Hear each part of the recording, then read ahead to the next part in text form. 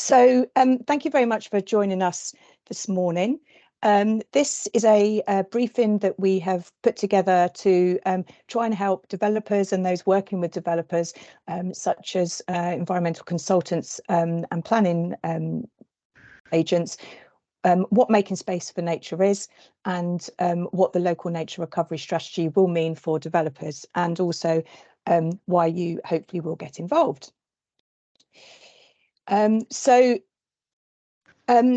The first question is, why is nature recovery relevant to developers? Why do developers and all those that support development need to consider nature recovery? Well, I'm sure a lot of this won't be new to you, but just to sort of bring it together, there is the fact that a healthy and vibrant natural environment is key to a sense of place and attracts people to live, work and play in the county. KCC did a survey a few years ago, a public perception survey, and that showed that 70% of the county's residents rate the countryside as very important to them, and four out of five use the natural environment for leisure or recreational purposes.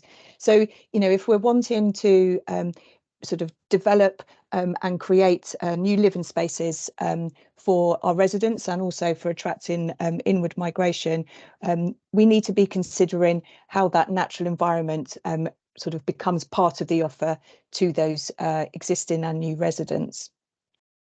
There's also the fact that nature and natural spaces enhances the attractiveness of developments, and surveys have shown that proximity to green open space can enhance the value of commercial properties by 3% and housing by 18%. So it's within a developer's interest to try and make the most of the green space available.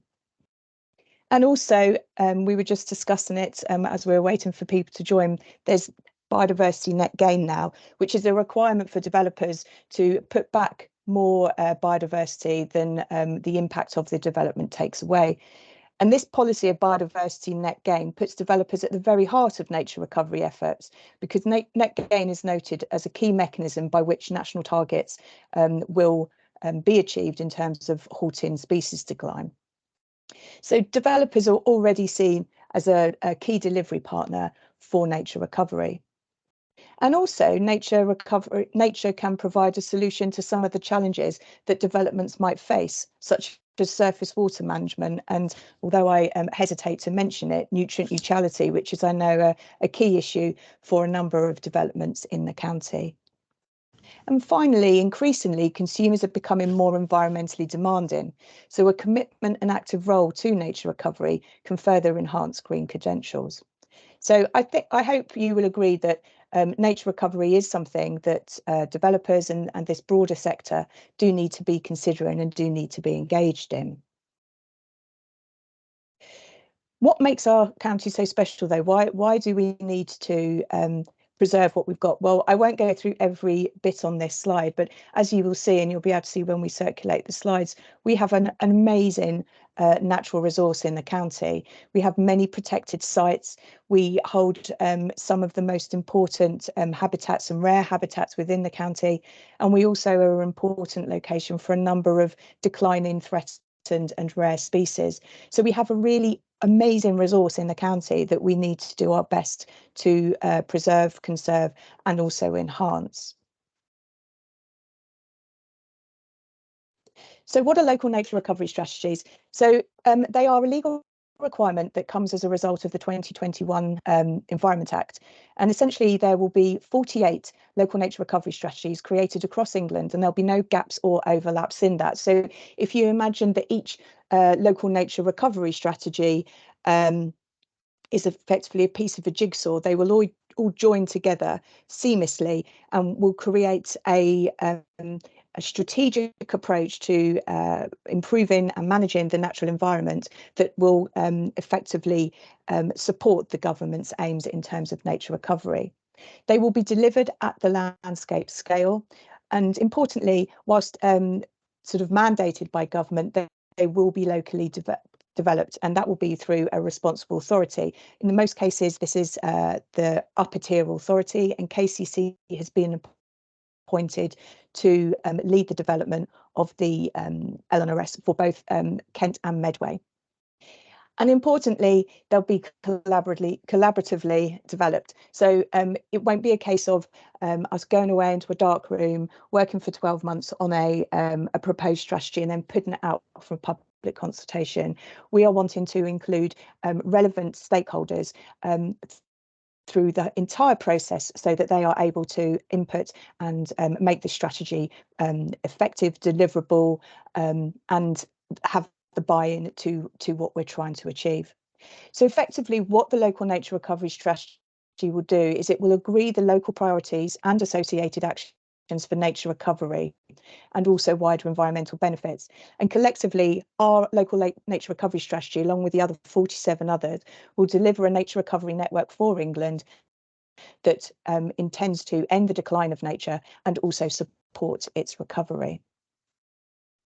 But why is this needed? Well, these are just some statistics that come from the National State of Nature report from last year. And as you can see, it's a pretty dire situation. We have the abundance of terrestrial and freshwater species are falling on average by 19%, and 16% of our species are threatened with extinction. Those are pretty stark figures.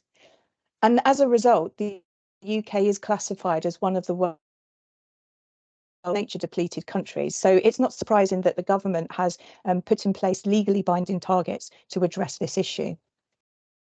And unfortunately, a lot of what we see nationally is replicated in the county of Kent. We have issues with pollution, we have issues with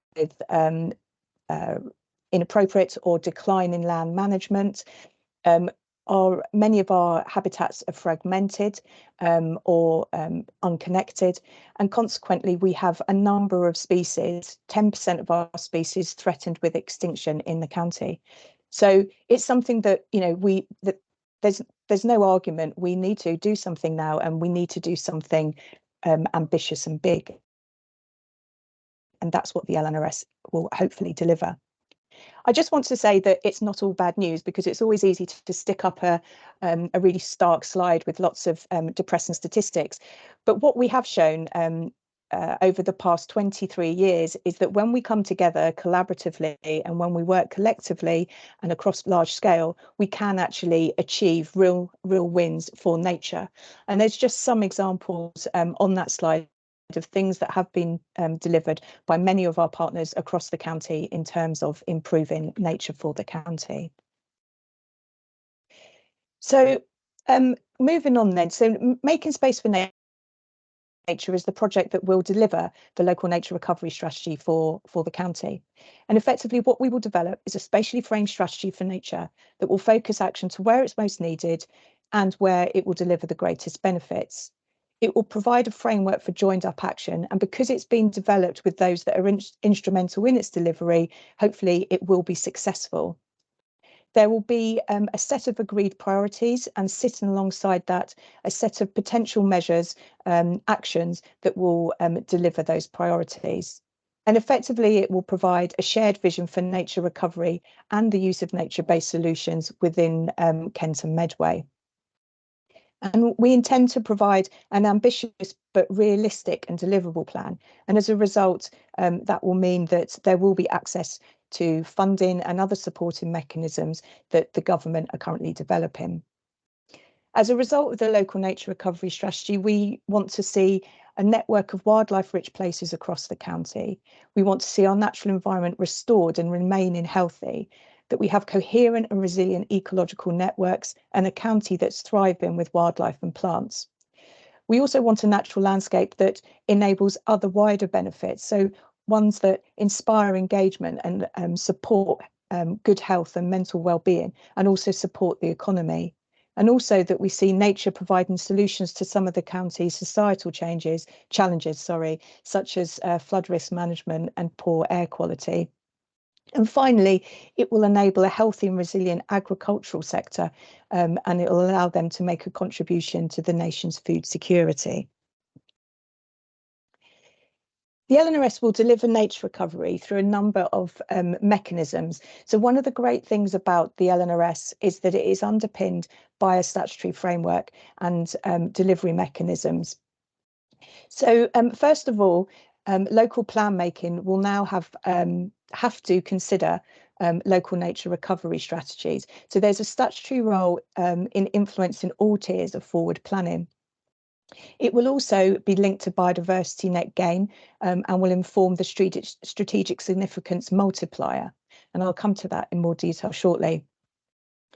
It is also expected to be linked to the environmental land management schemes and expected to influence that. But how that is to be how that will manifest itself is still to be defined by DEFRA. But we do know that there will be links.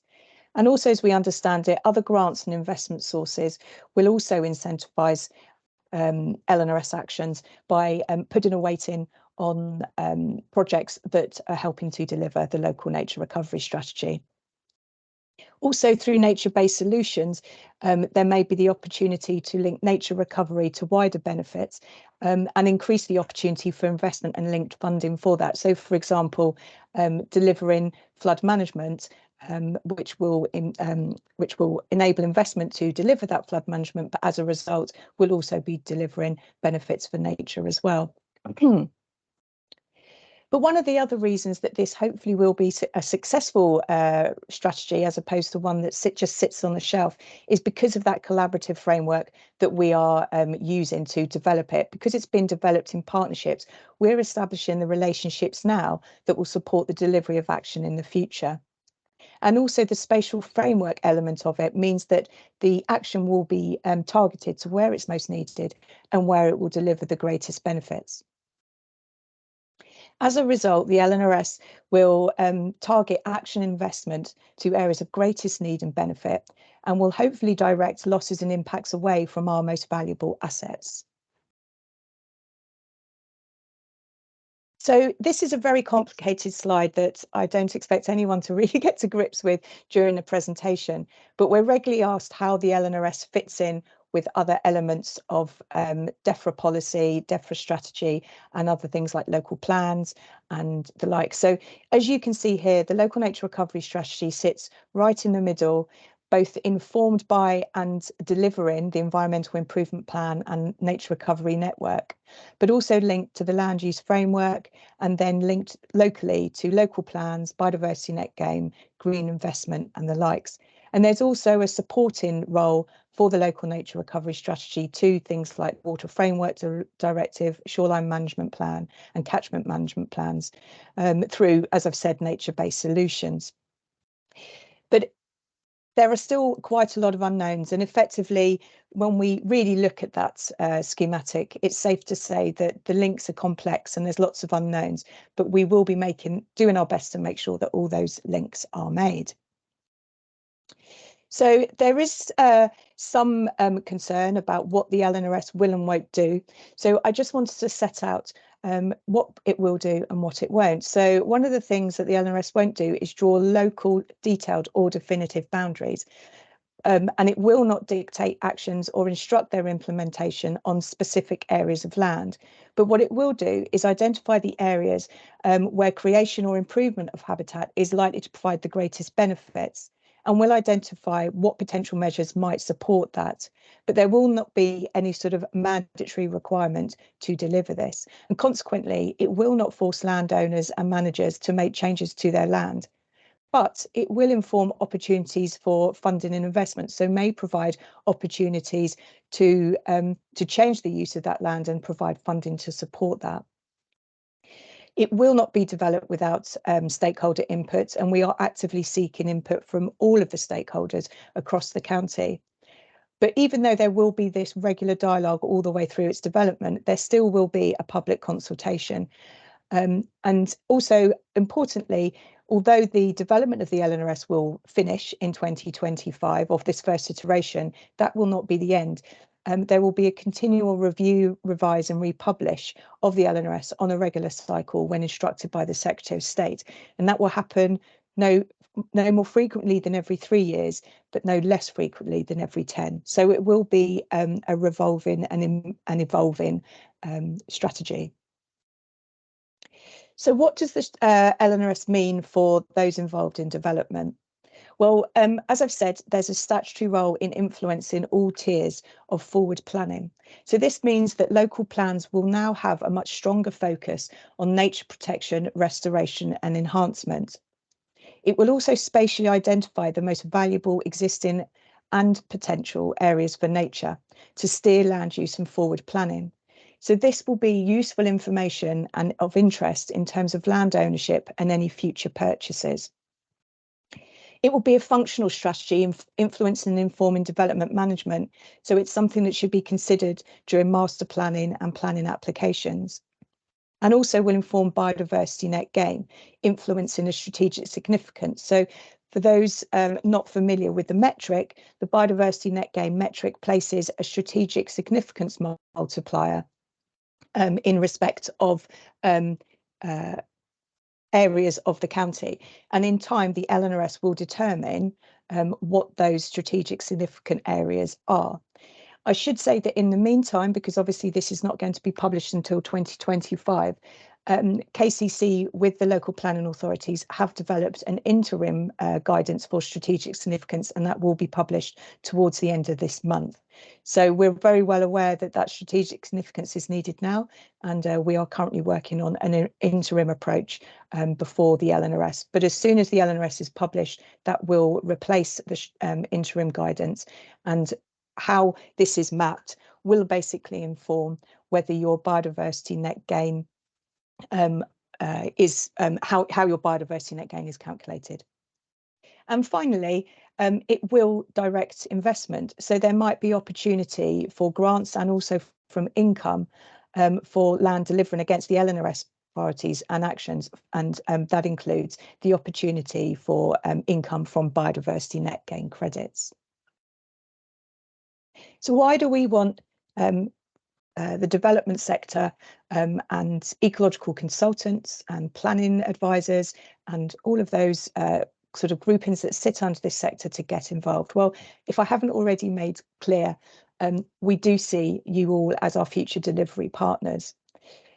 And because the LNRS will influence and inform future action and land use, we want to ensure your interests are represented in the ongoing discussions. You also have on-the-ground knowledge and experience that will support this strategy to be practical and deliverable, as well as being ambitious. And you might well have local data that will enhance the national data sets that we're using. Also, by being involved, there's a benefit to you. You'll be well informed to build the outcomes and opportunities that the strategy might present for you into your own future business plans. And we can also ensure that the LNRS will assist you in identifying locations for offsite biodiversity net gain that deliver the biggest benefits to both nature and your business. And finally, we want to understand the potential for LNRS actions to be delivered through nature-sensitive development design and other means. There are a number of routes that we're taking to deliver or develop the local nature recovery strategy with stakeholders. And this is just a schematic of how we are engaging people across the breadth of the work. And I will leave you to sort of ponder that at your leisure when we circulate the slides, but I will come back to some elements of it in a minute. We have a big team developing the strategy, which we have built using the grant funding from DEFRA for the LNRS. So myself, I'm sort of working from KCC as the project manager, and Chris Drake, who some of you may be familiar with, who is our Kent Nature Partnership officer, has also ported across to the project to support it during its delivery. But we have new additions to the team to help us with this work. So as I've said, we have Katie, who's our local government officer, and her role is to ensure that what we develop as a strategy is implementable and workable within the local planning system, and that we also bring in our local districts' priorities into the strategy to make sure it's fully representative of those local priorities. We also have Alexa, who is our landowner officer, and Alexa is tasked with engaging with landowners and ensuring that their views and their opportunities that their land presents are considered. and to make sure that we have the buy-in from this important sector for nature recovery action. Coastal and marine is not something that we have to include in the LNRS. So the statutory requirement for the LNRS goes down to the low water mark. But we have decided that given that Kent is a coastal county, that we would like to see marine properly integrated into the plan. So our KCC's Coastal Marine Officer has also been ported across for the time of the project in order to help us determine how we might properly integrate marine into the LNRS. And then we also have Catty Bauer, who some of you might know from South East Rivers Trust. Sadly, we have not poached her completely, but we are very fortunate to have her on a part-time secondment from the South East Rivers Trust to help us ensure that the complex nature of rivers and freshwater habitats are properly integrated into a strategy that in the past has maybe focused more heavily on the terrestrial side of things. And underpinning all of that work and supporting us all in We Do is our project support officer, Rachel, who is, as well as sort of just generally propping us all up, is also doing a lot of our communications work and working with Chris on the broader communications and engagement activities. And last but not least is our support from the government arm's length bodies. So we have a dedicated natural environment, local nature recovery senior advisor, Karen Rigby-Foe and Karen is appointed specifically to support the project on a full-time basis. And then we also have dedicated officers from the Environment Agency and Forestry Commission who are also inputting from those two DEFRA organisations. So I do have a number of slides in terms of how we will develop the strategy.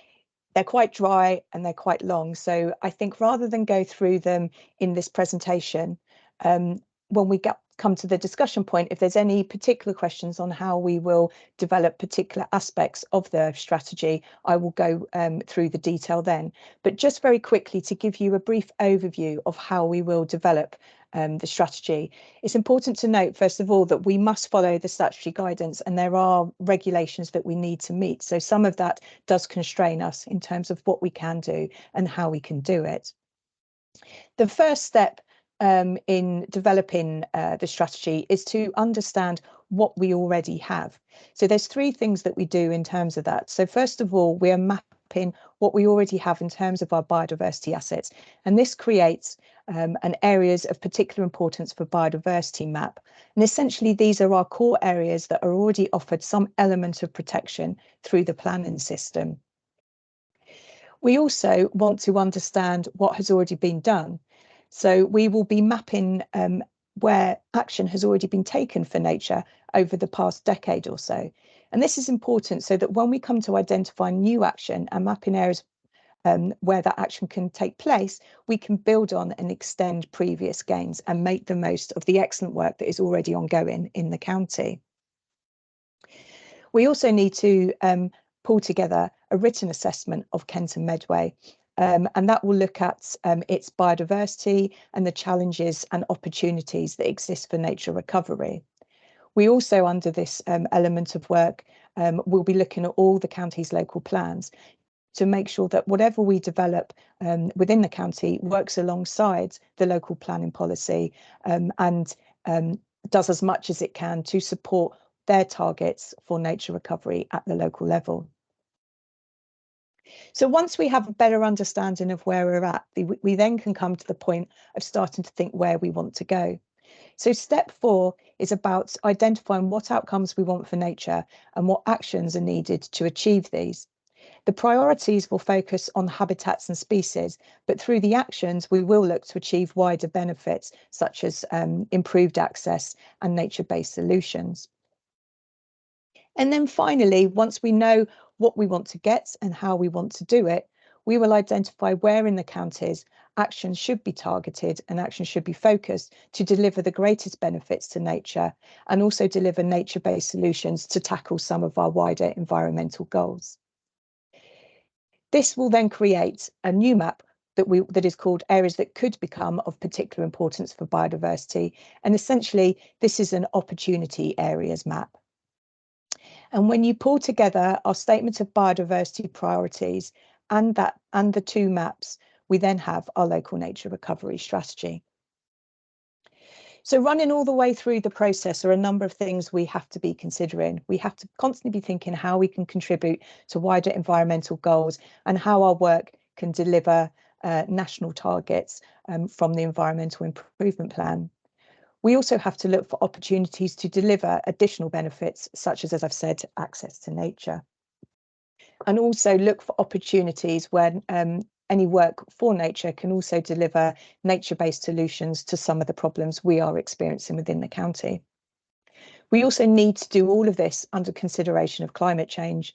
That's not just the role that nature recovery can play in helping us to mitigate and adapt to it, but also what impacts climate change might have on the very nature recovery work we're trying to do. And also, we always need to be considering, is this feasible? Is this achievable? And therefore consider the deliverability and financing options that might be there to underpin the action we're wishing to take. The project programme is a lot to be achieved in a short space of time. We started a lot of the baseline work back last year, but the real core of the work is sort of between January and November this year. So we will be creating our priorities over the next 6 months, working initially to create a long list in January and February, and then looking to refine that list over late spring with the priorities and potential measures published in draft form at the end of summer. And then we will start to map areas that could become of importance for biodiversity once we have those priorities identified. So initially, we will look to scope out areas that people consider are important and should be included on that map. And then we will align that to the priorities and to other data information that we have to enable that to happen. And then finally, we have quite a long consultation period. So we need to consult on our draft strategy before we go out to public consultation. We have to consult with our supporting authorities. So that's all the county's local planning authorities and our neighbouring authorities before public consultation and afterwards. So consequently, there's about a 16-week period of consultation at the end of the project. And the idea is that we will get to have a published local nature recovery strategy by late spring 2025, but we will have a draft local nature recovery strategy that can be referred to from the end of this year. So there are a number of ways in which you can influence the local nature recovery strategy, and we hope you do want to be involved at every single stage. But if you do have sort of limited time, there are a number of places where you might want to think, what is it that I want to influence? And that's where you're best focusing your time. I should also say that as well as having workshops for stakeholders, we will also be doing online surveys and opportunities to input that way so that it can be done in your own time if you're struggling to meet the workshops. So first of all, if you are wanting to influence why we're needing to do this and the challenges and opportunities that we will be looking to address through the LNRS, then we need you to input on what the pressures, threats, challenges and opportunities are for the county. If you're looking to influence the what, that being what outcomes we want to see, and then and not only sort of what outcomes, but what priorities those manifest into, then you need to be getting involved in developing our priorities long list, which is coming up just shortly, or then getting involved in refining those priorities, pulling that into a short list. If you want to influence the how, it's the potential measures that you need to be getting involved in. These will be the actions that are needed to deliver the shortlisted outcomes, and these will be the activities where attention and resources will be directed to. And finally, if you want to influence the where, it's the mapping areas that could become of importance for biodiversity you need to be getting involved in. This is the areas where effort and resources should be concentrated to restore habitat and to achieve the most for biodiversity and the wider environment. But obviously, we hope that you will join us through all stages of the LNRS, because the more engagement and input that we have from you all throughout the different stages, the better the LNRS will be. So dates for your diary over the next sort of 6 to 9 months is that we have our priorities workshops in January and February, and there'll also be an online survey where you can input to. From February to March, we will be mapping what nature recovery action has taken place and what is currently underway via an online tool.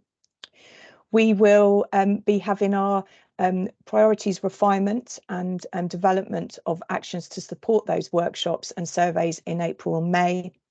And then from May to June, there will be that initial mapping of speculative sites for nature recovery action. And that again will be done via an online mapping tool. And then in September, we'll be looking to identify that opportunities mapping work and mapping where our measures, where our priorities and measures are best to be focused. And that will be done through workshops and again through surveys. And we will also throughout that be looking to engage directly with different sectors by attending various networks and meetings and conferences and workshops. So if you know of any opportunities for us to engage with the development sector, please do let us know. So in conclusion, Making Space for Nature will create a spatially framed strategy for nature.